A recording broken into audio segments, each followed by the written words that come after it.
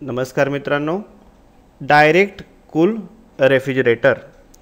रेफ्रिजरेटरचा वापर दूध किंवा दुग्धजन्य पदार्थ, त्याचबरोबर फळे, भाज्या यासारखे जे नाशवंत पदार्थ असतात ते दीर्घकाळ टिकवून ठेवण्यासाठी, त्याचबरोबर पाणी बॉटल्स, कोल्ड्रिंक बॉटल्स, जे लिक्विड पेय आहेत असे लिक्विड पेय थंड करण्यासाठी केला जातो। आज आपण डायरेक्ट कूल रेफ्रिजरेटर संदर्भात माहिती घेणार आहोत। त्यानंतर क्लासिफिकेशन ऑफ रेफ्रिजरेटर। आता रेफ्रिजरेटर क्लासिफाय करत असताना पहिला जो प्रकार आहे तो according to number of doors. आता यामध्ये सिंगल डोअर आहे आणि मल्टी डोअर आहे, की ज्या रेफ्रिजरेटरमध्ये एक दरवाजा आहे त्याला आपण सिंगल डोअर म्हणतो, आणि ज्या रेफ्रिजरेटरमध्ये एकापेक्षा जास्त दरवाजे आहेत त्याला आपण मल्टी डोअर असं म्हणतो। आता मल्टी डोअरमध्ये डबल डोअर्स आहेत, ट्रिपल डोअरसुद्धा रेफ्रिजरेटर बाजारामध्ये उपलब्ध आहेत। त्यानंतर 2 number according to method of defrosting, की इव्हापोरेटर कॉइलवर जमा झालेला जो बर्फ आहे तो काढून टाकण्याच्या पद्धतीवरून 2 प्रकारचे रेफ्रिजरेटर बाजारामध्ये आहेत। पहिला जो आहे तो डायरेक्ट कूल आणि दुसरा आहे तो फ्रॉस्ट फ्री किंवा ज्याला आपण नो फ्रॉस्ट असं म्हणतो। आता या ठिकाणी डायरेक्ट कूल रेफ्रिजरेटरमध्ये डिफ्रॉस्टिंग जे आहे हे डिफ्रॉस्टिंग काय होतं, मॅन्युअली होतं किंवा मॅन्युअली आपल्याला ते करावं लागतं, की ठराविक जाडीपेक्षा जास्त जर बर्फ वाढला त्या इव्हापोरेटर कॉइलवर तर अशावेळी त्या ठिकाणी आपल्याला डिफ्रॉस्टिंग मॅन्युअली करावं लागतं। परंतु हे जे फ्रॉस्ट फ्री रेफ्रिजरेटर आहेत किंवा नो फ्रॉस्ट जे रेफ्रिजरेटर आहेत तर त्या ठिकाणी डिफ्रॉस्टिंग जे आहे हे डिफ्रॉस्टिंग होतं फुल्ली ऑटोमॅटिक होतं। त्या ठिकाणी आपल्याला मॅन्युअली ते मशीन चालू किंवा बंद करावं लागत नाही। त्यानंतर 3 नंबर आहे according to compressor working technology, की त्या रेफ्रिजरेटरमध्ये कुठल्या प्रकारची कॉम्प्रेसर वर्किंग टेक्नॉलॉजी आहे त्यानुसार 2 प्रकार पडतात। पहिला जो आहे तो नॉन इन्व्हर्टर कॉम्प्रेसर आणि दुसरा आहे तो इन्व्हर्टर कॉम्प्रेसर। आता नॉन इन्व्हर्टर कॉम्प्रेसर जो आहे तो एक कॉन्स्टंट RPM फिरतो। त्या ठिकाणी जे RPM असतात ते RPM काय असतात, फिक्स असतात। परंतु आता जी नवीन टेक्नॉलॉजी आलेली आहे इन्व्हर्टर टेक्नॉलॉजी, तर यामध्ये कॉम्प्रेसर जो आहे तो कॉम्प्रेसर व्हेरिएबल RPM न का होतो फिरतो। आता हे व्हेरिएबल RPM जे आहेत ते डिपेंड अपॉन लोड कंडिशन, की त्या ठिकाणी त्या रेफ्रिजरेटरमध्ये लोड किती आहे, हीटिंगचा लोड किती आहे त्यानुसार काय होतात त्या ठिकाणी RPM जे आहेत ते RPM काय होतात, व्हॅरी होत असतात। त्यानंतर 4 नंबर आहे अकॉर्डिंग टू टेम्परेचर सेटिंग। आता जे डबल डोअर रेफ्रिजरेटर आहेत किंवा ट्रिपल डोअर रेफ्रिजरेटर आहेत तर त्या ठिकाणचं टेम्परेचर जे आहे फ्रीजर कंपार्टमेंट किंवा रेफ्रिजरेटर कंपार्टमेंट, तर या ठिकाणचं टेम्परेचर आपल्याला कन्वर्ट करता येणं किंवा न येणं ह्याच्यावर हे 2 प्रकार पडलेले आहेत, कन्व्हर्टेबल आणि नॉन कन्व्हर्टेबल, की ज्या रेफ्रिजरेटरमध्ये आपल्याला फ्रीजर कंपार्टमेंट आणि रेफ्रिजरेटर कंपार्टमेंट या दोघांमधलं टेम्परेचर कन्वर्ट करता येतं, चेंज करता येतं, त्यांना आपण कन्व्हर्टेबल म्हणतो। आणि दुसरा जो आहे तो नॉन कन्व्हर्टेबल आहे, की ज्या ठिकाणी फ्रीजर कंपार्टमेंट आणि रेफ्रिजरेटर कंपार्टमेंट याचं टेम्परेचर आपल्याला चेंज करता येत नाही। तर साधारणतः रेफ्रिजरेटर क्लासिफाय करताना number of doors, method of defrosting, working compressor technology आणि टेम्परेचर सेटिंग, तर यानुसार रेफ्रिजरेटर क्लासिफाईड केला जातो। Direct cool refrigerator. In a direct cool refrigerator also called conventional refrigerators, म्हणजे हे जे डायरेक्ट कूल रेफ्रिजरेटर्स आहेत यांना आपण कन्व्हेक्शनल रेफ्रिजरेटर असंही म्हणतो। त्यानंतर in a direct cool refrigerator air circulation in a cabinet is natural convection, म्हणजे या डायरेक्ट कूल रेफ्रिजरेटरमध्ये जे इनर बॉडीमध्ये किंवा आपण कॅबिनेटमध्ये म्हणू त्याला, की जे एअर सर्क्युलेशन आहे हे नॅचरल कन्व्हेक्शन टाईप आहे।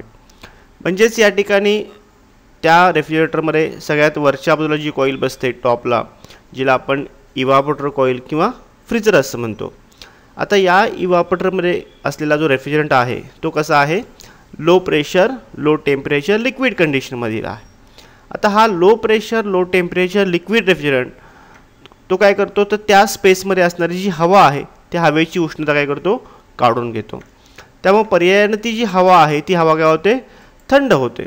आता ती थंड झाल्यामुळं ती हवा जड होते आणि ग्रॅव्हिटीने ती हवा काय होते कॅबिनेटच्या खालच्या बाजूला म्हणजे व्हिजिटेबल ट्रेकडे काय होते हळूहळू सरकत येते. ती हवा वरून खाली येत असताना त्या कॅबिनेटमध्ये असलेले जे पदार्थ आहेत त्या पदार्थाची ती काय करते हीट काढून घेते, त्यामुळे ते पदार्थ काय होतात थंड होतात. त्याचबरोबर त्या हवेनं त्या पदार्थामधील हीट काढून घेतल्यामुळं ती हवा पुन्हा काय होते गरम होते. आता ती हवा पुन्हा गरम झाल्यामुळं ती हलकी होते आणि पुन्हा काय होते ती इव्हापोरेटर कॉइलकडे निघून जाते आणि या पद्धतीनं काय होतं कंटिन्यूस त्या ठिकाणी एअर सर्क्युलेशन जे आहे ते एअर सर्क्युलेशन होत असतं.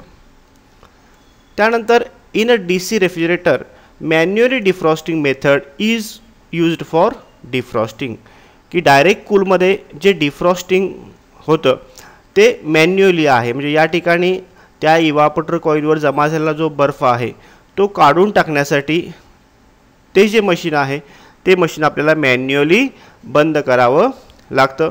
मॅन्युअली बंद केल्यानंतर ठराविक वेळानंतर तो जो बर्फ आहे तो काय होतो बर्फ मेल्ट होतो आणि पुन्हा त्या ठिकाणी थर्मोस्टॅट जो आहे तो थर्मोस्टॅट ॲटोमॅटिकली मशीन काय करतो सुरू करतो.